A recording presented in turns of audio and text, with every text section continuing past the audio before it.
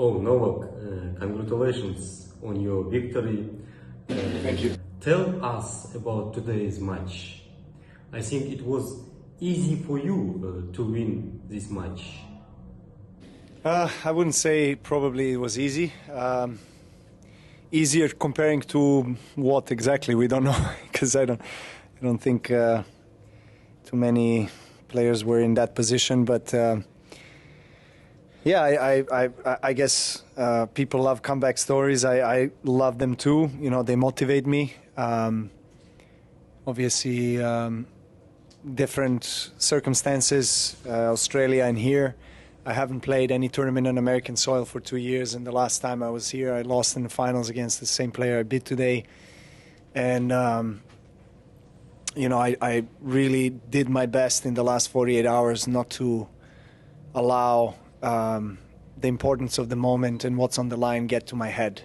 Because 2 years ago, that's what happened, and I underperformed, and I wasn't able to be at my best, and I was outplayed.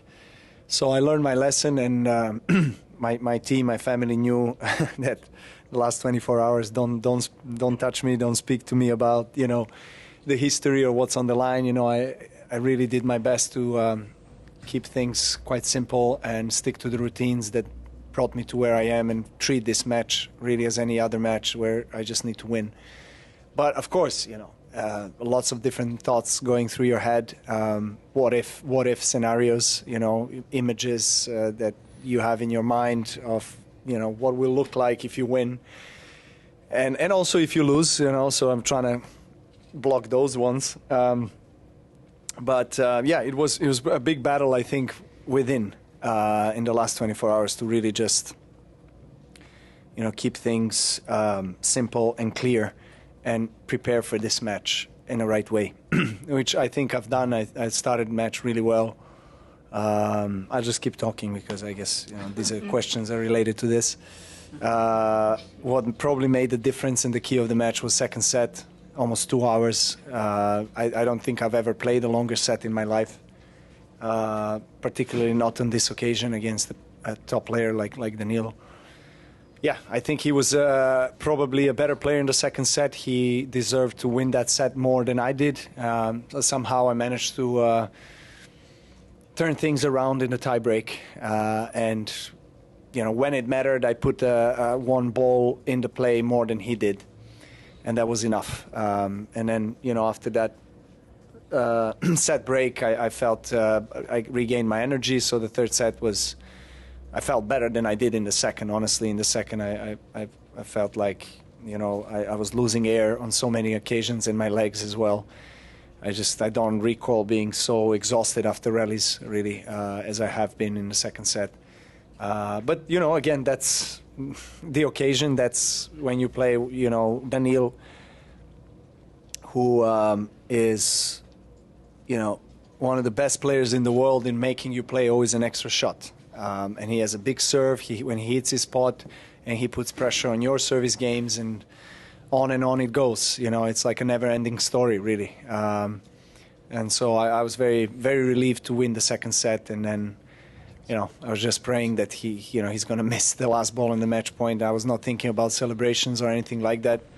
It was just about really winning the match, and then hugging my daughter and son, my wife, parents, you know, closest people that were here as my family and my team. That was what I wanted to do first, you know, to share these emotions with them. You have won a lot of Grand Slams. Tell me how you manage to do this. There are always changes happening, literally on a weekly to monthly basis in my approach to training, to recovery, to mental training. There's always something that I'm trying to add so that I can up my performance in my game, you know, at least for a few percent. And it's a constant process of trying to get better and trying to implement certain things that work for you, and finding that formula. And when you find it, you know, the biggest, I feel like, one of the biggest lessons I've learned probably mentally throughout my career is that, even if you find a formula that works, it's not a guarantee, and actually most likely it's not going to work the next year. You need to reinvent yourself because everyone else does.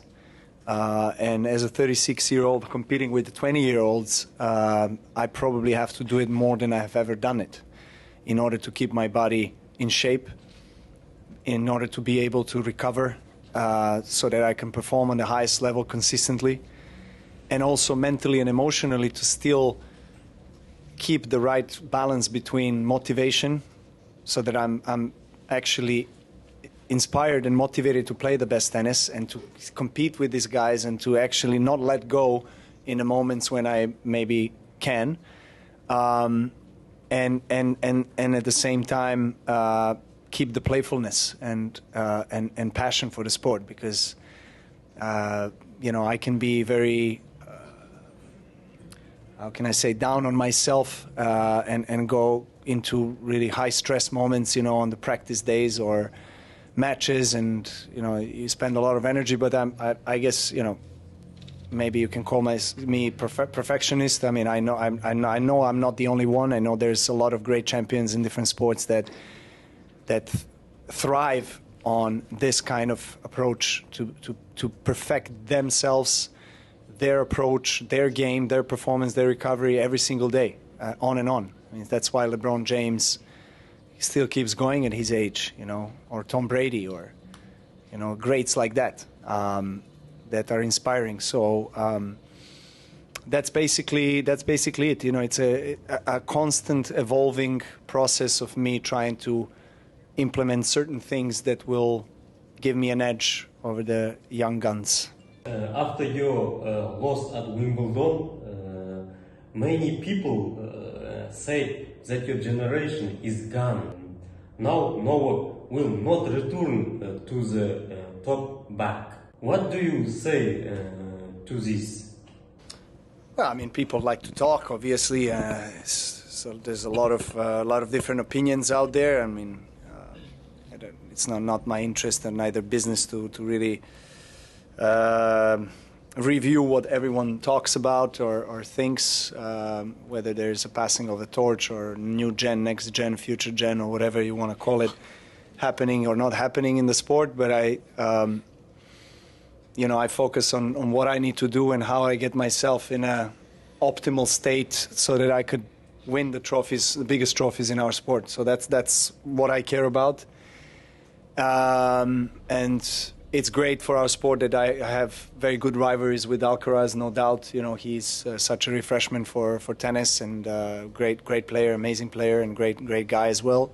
So I think, collectively we all want more attention and interest going towards the tennis. So the more people get involved with tennis in whatever shape or form, the better it is for all of us. But look, in the end of the day, my goal was always at the beginning of the season to try to win all Grand Slams. I would definitely sign right away the paper if somebody told me you would win 3 out of 4 and play Wimbledon finals. There is a little regret that I didn't win the Wimbledon finals, but look, in the end of the day, I have so much more to be happier and content with than actually to regret something. So I'm going to keep going. And, I feel good in my own body. I still feel I got the support of my environment, of my team, of my family. Grand Slams, I have vocalized that in the last few years, have been always the highest goal and the priority of mine in the whole season. I don't play as much, so I try to, in terms of other tournaments, so I try to, prioritize my preparation so that I can peak in the slams. And yeah, these are the moments, and these are the kind of emotions that I motivate myself with every single day when I'm not playing a tournament. And yeah, occasionally asking myself, why do I need this still at this stage after all I've done? How long do I want to keep going? I do have these questions in my head, of course. But knowing that I play at such a high level still, and I win the biggest tournaments in the sport, yeah, I don't want to get rid of this sport, or I don't want to leave this sport if I'm still at the top, if I'm still playing the way I'm playing. Novak, under the last question, when you were little, you dreamed of winning of one Grand Slams. Now you have won more than 20 slams. Is your dream fulfilled? At that point, that was definitely not a dream. I think I was already shooting very far as a 7-year-old, dreaming of Wimbledon and number one in the world. I mean, that was already, incredibly high ambition for someone coming from a family with no tennis tradition, for a boy in Serbia going through sanctions, embargo, war, torn country, and being part of the, very expensive and unaffordable, inaccessible sport. So, the odds were pretty much against me and my family, but we did it, and I say we because I owe a lot to my family, to my parents, who sacrificed so much, for me to be here. And it's not a cliche. It really, I really mean it. I mean that it was extremely, extremely difficult with lots of adversities that they had to face, and atrocities that, when you think about it, the last thing you want to think about is, supporting maybe your child in an expensive sport. It was more about bringing the bread to the kitchen table, at that point. So reflecting on the whole journey, it's been an incredible ride, and that we all can be very proud of. And this kind of upbringing, really, and experiences I had in childhood really allows me to appreciate this moment or any other moment that I experienced, big moments in my career, in the history of this sport. And I wasn't at that point, as I said, dreaming of making that kind of history, because it seemed to be really far off, far away. Sorry, but yeah. But maybe 3-4 years ago, I started to believe that, I have a pretty good shot, pretty good chance, and